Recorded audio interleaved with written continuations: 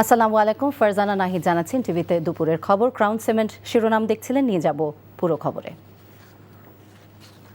ক্ষমতার দাপটে অর্থ লোপাটি নয়, পরিবারের সদস্য আর আওয়ামী লীগের কর্মী সমর্থকদের প্রায় 1500-রও বেশি সরকারি প্লট বরাদ্দ দিয়েছেন পতিত স্বৈরাচার শেখ হাসিনা। শেখ পরিবারের সদস্য হলেই পূর্বাচল, ঝিলমিল প্রজেক্ট এবং উত্তরা তৃতীয় প্রকল্পে মিলেছে 10 কাঠার প্লট। এসব প্লট বরাদ্দ দিয়েছে রাজুক। সাবেক স্পিকার শিরিন শারমিন চৌধুরী, সাবেক পরিকল্পনা মন্ত্রী এম এ মান্নান সহ প্রভাবশালী অনেক মন্ত্রী, এমপি, সংস্কৃতি কর্মী, সরকারি আমলারাও আছেন সরকারি প্লট প্রাপ্তির এই তালিকায়।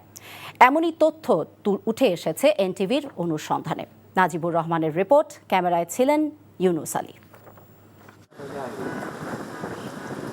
29,000-এর বেশি প্লট আছে ঢাকার পাশেই গড়ে ওঠা আধুনিক পূর্বাচল নতুন শহর প্রকল্পে। যুগ পেরিয়ে যাওয়া এই প্রকল্প এখনও সাধারণ মানুষের বসবাসের উপযোগী করতে পারেনি রাজধানী উন্নয়ন কর্তৃপক্ষ। এর মধ্যে আবার যুক্ত হয়েছে সাবেক সরকার প্রধানের ইশারায় নিয়মের তোয়াক্কা না করে প্লট বরাদ্দের চিত্র। রাজধানী ঢাকার জনসংখ্যার চাপ কমাতে গড়ে তোলা হয় পূর্বাচল নতুন শহর প্রকল্প, যেখানে সাধারণ মানুষের জন্য আবাসন তৈরির সুযোগই ছিল মূল লক্ষ্য। তবে বিগত সরকারের ঘনিষ্ঠরাই এই এলাকায় বাগিয়ে নিয়েছেন প্রায় 1100-টিরও বেশি প্লট, যেখানে আছে শেখ হাসিনা ও তার পরিবারের সবার নাম। রাজুকের সম্পত্তি বিভাগের দেয়া তথ্য বলছে 110 জন সংসদ সদস্য আর অন্তত 10 জন মন্ত্রী, প্রতিমন্ত্রী সহ বেশ কয়েকজন প্রভাবশালী আমলা, অভিনয় শিল্পী আছেন কোটি টাকা মূল্যের প্লট প্রাপ্তির তালিকায়। পূর্বাচলে সাবেক প্রধানমন্ত্রী শেখ হাসিনা, তার মেয়ে পুতুল, শেখ রেহানা সহ পরিবারের সবাই 10 কাঠা জমি বরাদ্দ পেয়েছেন। যুক্তরাষ্ট্রে বসেও সরকারি কোটায় জমি নিয়েছেন জয়। লম্বা এ তালিকায় আছেন সাবেক মন্ত্রী M A Mannan, speaker Shirin Sharmin Chowdhury, সাবেক মন্ত্রী মহিবুল হাসান চৌধুরী নফেল, প্রতিমন্ত্রী ওয়াশিকা আয়েশা খান, সাবেক মন্ত্রী নুরুজ্জামান আহমেদ। সাবেক প্রতিমন্ত্রী ডক্টর শামসুল হকও হয়েছেন 5 কাঠা জমির মালিক। অর্ধশত আমলাদের মধ্যে সিনিয়র সচিব জিয়াউল আহসান, সাবেক গভর্নর ফজলে কবির, বিচারপতি খিজির হায়াত, সাবেক রাজুক চেয়ারম্যান এবিএম আমিনুল্লাহ নুরি, chief metropolitan magistrate Rezaul Karim Bhuiyan সহ জনপ্রিয় অভিনেত্রীরা আছেন। সাবেক আইজিপি মনিরুজ্জামান মানিক। শেখ হাসিনার কার্যালয়ের অফিস সহায়কও পেয়েছেন বিশেষ কোটার এ জমি। টিআইবির নির্বাহী পরিচালক বলছেন, রাজনৈতিক প্রভাবে প্লট বরাদ্দ নতুন কিছু নয়, তবে দোষীদের ছাড় না দেওয়ার পক্ষে মত দিয়েছেন তিনি।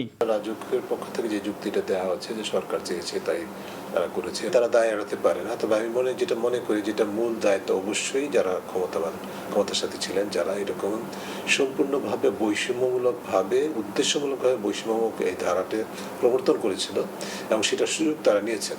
এরকম ক্ষমতার অপব্যবহারের কারণে জবাবদিহিতা নিশ্চিত করা দরকার। যে বরাদ্দগুলো ছিল সেগুলো বাতিল করা দরকার। পূর্বাচল নতুন শহরে প্লট বরাদ্দের জন্য 12টি পেশার মানুষের কাছে আবেদন চায় রাজুক, কিন্তু গত 10 বছরে আওয়ামী লীগ সমর্থিত পেশাজীবী ছাড়া এই সুবিধা পাননি অন্য কেউ। Najibur Rahman, NTV news, Dhaka. কাল থেকে শুরু হচ্ছে সনাতন ধর্মাবলম্বীদের সবচেয়ে বড় ধর্মীয় উৎসব দুর্গাপূজা। দুর্গাপূজা উপলক্ষে আরও একদিন ছুটি বাড়ানোর সিদ্ধান্ত নিয়েছে অন্তর্বর্তীকালীন সরকার। এতে বৃহস্পতিবার থেকে দশমীর দিন পর্যন্ত 4 দিন ছুটি পাচ্ছেন হিন্দু ধর্মাবলম্বী মানুষ। সকালে রাজধানীর ঢাকেশ্বরী মন্দির পরিদর্শন করে এই তথ্য জানিয়েছে প্রধান উপদেষ্টার বিশেষ সহকারী মাহফুজ আলম। এ সংক্রান্ত প্রজ্ঞাপন আজই জারি হতে পারে বলেও জানান তিনি। এদিন দুর্গাপূজাকে কেন্দ্র করে ঢাকা মহানগরীতে আইনশৃঙ্খলা পরিস্থিতি অবনতির শঙ্কা নেই বলেও জানিয়েছেন ডিএমপি কমিশনার মাইনুল হাসান। নাজিবুর রহমানের আরেকটি রিপোর্ট।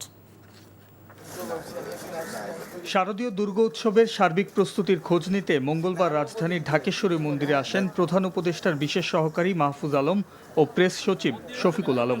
পরে সাংবাদিকদের মুখোমুখি হন তারা। দুর্গাপূজার উৎসবকে সার্বজনীন রূপ দিতে বৃহস্পতিবার সাধারণ ছুটির ঘোষণা দেন অন্তর্বর্তীকালীন সরকারের প্রধান উপদেষ্টার বিশেষ সহকারী। এইবার যেই অবস্থা হয়েছে যে শুক্র শনিবার পড়ে গেছে এবং রবিবার দশমী, ফলত আমরা চিন্তা করেছি যে একদিন আমরা এবারের জন্য বাড়িয়ে দিব, যাতে ওনারা একটা বড় সময় পান পূজা উদযাপনের জন্য। তো এইবার হচ্ছে বৃহস্পতিবারে সরকার আজকের ভেতরেই একটি প্রজ্ঞাপন হয়তো জারি করবেন। এর মধ্য দিয়ে আমরা দেখব যে পূজার ছুটি একদিন বাড়ানো হয়েছে। 5 আগস্ট পরবর্তী পরিস্থিতিতে হিন্দু সম্প্রদায়ের উপর হামলার ন্যায় বিচার ও ক্ষতিগ্রস্ত পরিবারদের দ্রুত সহযোগিতার আশ্বাসও দেন তিনি। যারা ক্ষতিগ্রস্ত পরিবার আছে ওই পরিবারের কাছে প্রধান উপদেষ্টার ত্রাণ ও কল্যাণ তহবিল থেকে আমরা সহযোগিতার জন্য আমরা চেষ্টা করব। আমরা চাচ্ছিলাম যে দুর্গাপূজা অনুষ্ঠিত হওয়ার আগেই যাতে আমরা পৌঁছাতে পারি, কিন্তু আমরা হয়তো আজকালকার ভিতরে এই ব্যবস্থাটা খুব দ্রুতই করবো যাতে ওনারা নিরাপদে এবং আনন্দের সাথে পূজা উদযাপন করতে পারে। পরে আইন শৃঙ্খলা পরিস্থিতি পরিদর্শন করতে ঢাকেশ্বরী মন্দিরে আসেন ডিএমপি কমিশনার মাইনুল হাসান। তিনি বলেন, যে কোনো বিশৃঙ্খলা এড়াতে ঢাকা মহানগরীতে সতর্ক অবস্থানে থাকবে ডিএমপি। আমাদের জানামতে এরকম কোনো আশঙ্কা নেই যে কোনো ধরনের ঝুঁকি আমরা দেখছি না। বিসর্জন শোভাযাত্রার জন্য বিশেষ নিরাপত্তা ব্যবস্থা থাকবে। বিসর্জন স্থান সময়ে নৌ পুলিশের টহলের পাশাপাশি আমরা ফায়ার ব্রিগেডকে অনুরোধ করেছি প্রয়োজনীয় নিরাপত্তামূলক ব্যবস্থা গ্রহণ করার জন্য। দুর্গাপূজা উপলক্ষে নগর জুড়ে কয়েক স্তরের নিরাপত্তা দেওয়ার কথাও জানিয়েছেন ঢাকা মহানগরী পুলিশের এই শীর্ষ কর্মকর্তা। Nazibur Rahman, NTV news, Dhaka. জুলাই গণহত্যার বিচার শুরুর জন্য পুরাতন হাইকোর্ট ভবনের সংস্কার কাজ শুরু হয়েছে। মঙ্গলবার সকালে ট্রাইব্যুনালে আসেন আইন উপদেষ্টা আসিফ নজরুল। এ সময় তার সঙ্গে ছিলেন গৃহায়ণ এবং গণপূর্ত উপদেষ্টা আদিলুর রহমান। পুরাতন হাইকোর্ট ভবন এবং প্রসিকিউশনের অফিস ঘুরে দেখে দ্রুত সংস্কারের তাগিদ দেন আইন উপদেষ্টা আসিফ নজরুল। তারা মূলত পুরাতন হাইকোর্ট ভবনের সংস্কার কাজের অগ্রগতি দেখতে এখানে আসেন। এ সময় তারা তাগিদ দেন যত দ্রুত সম্ভব পুরাতন হাইকোর্ট ভবনের সংস্কার কাজ শেষ করার, যেন জুলাই হত্যার মূল বিচার কার্য শুরু করা সম্ভব হয়। বিচার কার্যে যাতে দেরি না হয় আর খরচ কম লাগে, বিষয়টি গুরুত্ব দিয়ে মামলা জট কিভাবে কমানো যায় সেই বিষয়ে প্রস্তাবনা থাকবে বলে জানিয়েছেন বিচার বিভাগ সংস্কার কমিশনের প্রধান সাবেক বিচারপতি শাহ আবু নাইম মোমিনুর রহমান। জনসাধারণ যাতে উপকৃত হয় সেভাবে বিচার বিভাগের রিফর্ম করার বিষয়ে আলোচনা হয়েছে বলেও জানান তিনি। সকালে বিচার বিভাগ সংস্কার কমিশনের বৈঠক শেষে কমিশন প্রধান এসব কথা বলেন। আমরা চাবো ইন্টারফিয়ারেন্স যাতে না হয়। আমরা যা বলবো, আমরা ভুল করলে আপনার হায়ার অথরিটিতে যান, কিন্তু এই খালি যদি আপনি বিক্ষুব্ধ হতেই থাকেন আর মামলা চলে তো মামলা তো শেষ হবে না, কারণ দুই পক্ষ কোনোদিন এক হবে না। এইটা চিন্তা ভাবনা নিতে হবে। বিচার এক জায়গায় শেষ হতে হবে, সবাইকে খুশি করে বিচার করা যাবে না।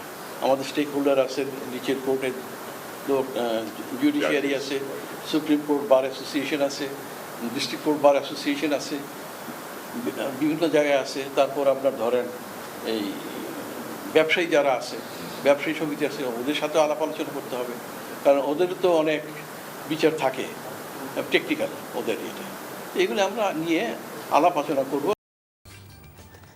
শেখ হাসিনা ফ্যাসিস্ট সরকারের শাসনামলে বিভিন্ন সময়ে সাইবার নিরাপত্তা আইনে মিথ্যা মামলা এবং হয়রানির জন্য এই আইন বাতিলের দাবি জানান ভুক্তভোগীরা। সকালে জাতীয় প্রেস ক্লাবে ডিজিটাল রাইট নাগরিক ইউনাইটেড নেশনস বাংলাদেশের আয়োজনে বাতিলযোগ্য সাইবার নিরাপত্তা আইন জনগণের প্রত্যাশা শীর্ষক গোলটেবিল বৈঠকে এ দাবি জানান তারা। ভুক্তভোগীরা অভিযোগ করেন, শুধু ভুক্তভোগী নয়, তার পরিবারের সদস্যদেরও নানাভাবে হয়রানি করা হয়েছিল। এ সময় মামলা প্রত্যাহার, ক্ষতিপূরণ এবং অপরাধীদের শাস্তি দেওয়ারও দাবি জানান তারা। আলোচনায় বক্তারা এখনও যারা ডিজিটাল নিরাপত্তা আইনের সাজা ভোগ করছে তাদের সাজা মওকুফ করার পাশাপাশি এমন হয়রানিমূলক আইন বন্ধ করার দাবি জানান। অনতিবিলম্বে এই আইনের আওতায় যারা কারাবন্দী আছে তাদের মুক্তি হোক, যাদের নামে মামলা আছে তারা সেই মামলাগুলো প্রত্যাহার হোক। আওয়ামী লীগের প্রতিটি অঙ্গ সংগঠন প্রতিদিন আমার বিরুদ্ধে বিক্ষোভ মিছিল, আমার ফাঁসির দাবি সব কিছুই করতে। ইহুদিবাদী আগ্রাসন বন্ধে সবাইকে ঐক্যবদ্ধ হবার আহ্বান জানিয়েছেন বিশিষ্টজনেরা। সকালে জাতীয় প্রেস ক্লাবে অনুষ্ঠিত বাংলাদেশের জায়ানবাদী আগ্রাসন এবং আমাদের করণীয় শীর্ষক আলোচনা সভা থেকে বক্তারা এই আহ্বান জানান। ইন্তিফাদা ফাউন্ডেশন আয়োজিত আলোচনায় অংশ নিয়ে জামায়াতে ইসলামী ঢাকা মহানগর দক্ষিণের সেক্রেটারি জেনারেল শফিকুল ইসলাম মাসুদ বলেন, ফ্যাসিবাদী আওয়ামী সরকার দেশের পাসপোর্ট থেকে এক্সেপ্ট ইসরায়েল শব্দটি বাদ দিয়ে এদেশে ইহুদিবাদী আগ্রাসনের ভিত রচনা করে গেছেন। তাদের এই ষড়যন্ত্র রুখে দিতে বাংলাদেশের পাসপোর্টে আবারও এক্সেপ্ট ইসরায়েল সংযুক্ত করার দাবি জানান তিনি। বক্তারা বলেন, ইসরায়েল থেকে ফ্যাসিস্ট হাসিনা মোবাইলে আড়ি পাতার প্রযুক্তি কেনার পাশাপাশি নিজেদের ক্ষমতা দীর্ঘায়িত করতে ইহুদিদের বিভিন্ন প্রযুক্তি ব্যবহার করে দেশের মানুষের উপর খবরদারি করেছিলেন। এসব অবৈধ কর্মকাণ্ডের জন্য শেখ হাসিনাকে বিচারের মুখোমুখি দাঁড় করানোর দাবি জানান তারা। মোহাইমিনুল ইসলাম রিয়াদের সভাপতিতে অনুষ্ঠানে আরও উপস্থিত ছিলেন ইসলামী আন্দোলন ঢাকা মহানগর দক্ষিণের সভাপতি মাওলানা মোহাম্মদ ইমতিয়াজ আলম, তরুণ লেখক জামাল উদ্দিন মোহাম্মদ খালিদ সহ বিশিষ্টজনেরা। এই 18 কোটি মানুষই তাদের সবচেয়ে বড় শত্রু। আমাদের বাইতুল মুকাররমের উত্তর গেট তো বিগত 17 বছর ফিলিস্তিন ছিল। আপনি জুমা নামাজ পড়তে যাইতেন না যুদ্ধ করতে যাইতেন, এটা তো ভাবতে হতো আমাদের। বহু মানুষ বাইতুল মুকাররমে বিগত 15 বছর নামাজ পড়তে যেতেন না। চারদিকে রায়টকার, কিছুই হয় নাই। রায়টকার, জল কামান, র্যাব, পুলিশ, ভাবটাখানা এরকম যে এটার মালিকানা তারা গ্রহণ করেছে আর মুসলিমরা হলো তাদের প্রজা। ধিক্কার জানাই।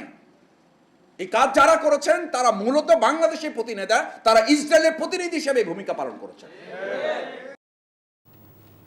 চট্টগ্রাম বন্দর দেশের অর্থনীতির লাইফলাইন মন্তব্য করে নৌ পরিবহন উপদেষ্টা অবসরপ্রাপ্ত brigadier general M Sakhawat Hossain বলেছেন, এই বন্দরকে অনিয়ম মুক্ত করতে হবে।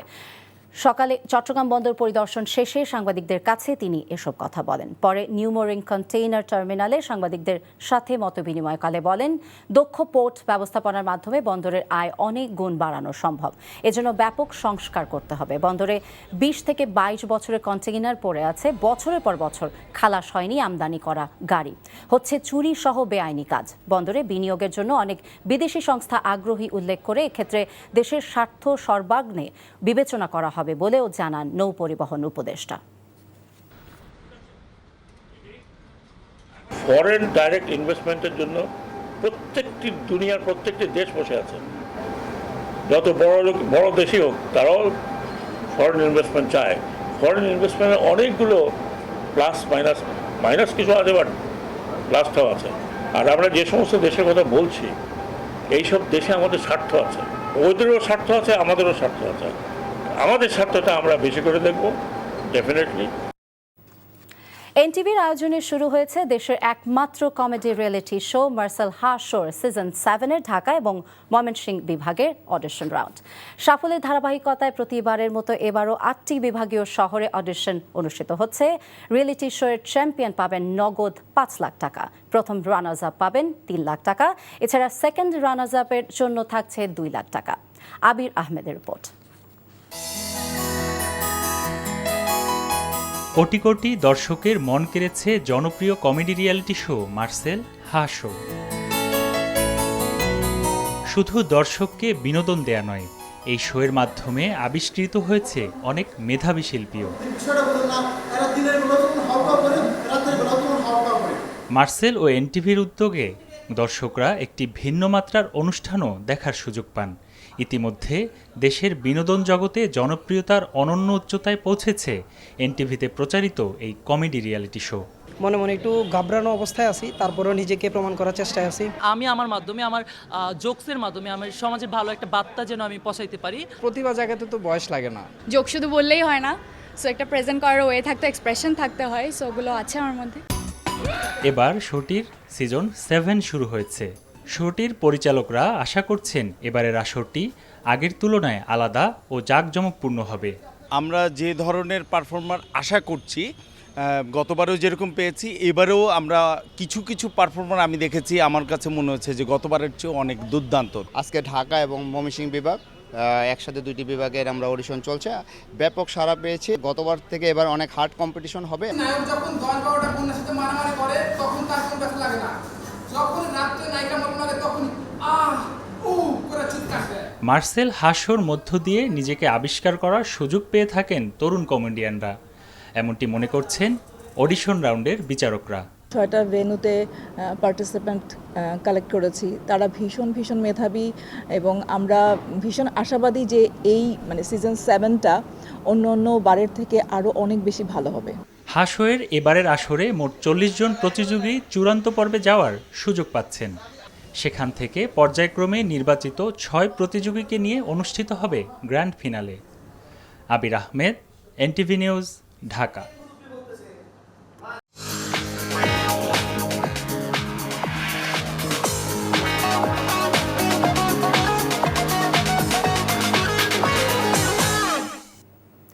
নগদ নিবেদিত অর্থনীতির খবর। গুগলের অ্যাপ স্টোর উন্মুক্ত করার নির্দেশ দিয়েছেন যুক্তরাষ্ট্রের একটি আদালত। রয়টার্স বলছে এতে গুগল প্লে স্টোরের একচেটিয়া ব্যবসা বন্ধ হবে। বিষয়টি হলো অ্যান্ড্রয়েড ব্যবহারকারীদের শুধু গুগলের অ্যাপ স্টোরের মধ্যে সীমাবদ্ধ না রেখে অন্যান্য উৎস থেকেও অ্যাপ ডাউনলোড এবং ক্রয়ের সুযোগ দেবার নির্দেশ দিয়েছেন আদালত। এপিক গেম স্টোর নামের এক অ্যাপ স্টোরের করা মামলার পরিপ্রেক্ষিতে যুক্তরাষ্ট্রের আদালত এই আদেশ দিয়েছেন। আদালতের রায় আরও বলা হয়েছে, আগামী 3 বছরের জন্য গুগল তার গ্রাহকদের অ্যাপ থেকে কিছু কেনার সুযোগ বন্ধ করতে পারবে না। সেই সঙ্গে গুগলের প্রতিযোগী অন্যান্য অ্যাপ স্টোর থেকে অ্যাপ ডাউনলোড করার সুযোগ দিতে হবে। এই ছিল দুপুরের খবরে। এই খবরের ভিডিও আপডেট জানতে ভিজিট করুন এনটিভি অনলাইন www.ntvbd.com। এছাড়া এনটিভি জনপ্রিয় সব অনুষ্ঠান এবং খবরের আপডেট জানতে ভিজিট করুন আমাদের ইউটিউব এবং ভেরিফাইড ফেসবুক পেজ। 5টায় দেশের খবর দেখার আমন্ত্রণ রইল। সবাইকে ধন্যবাদ।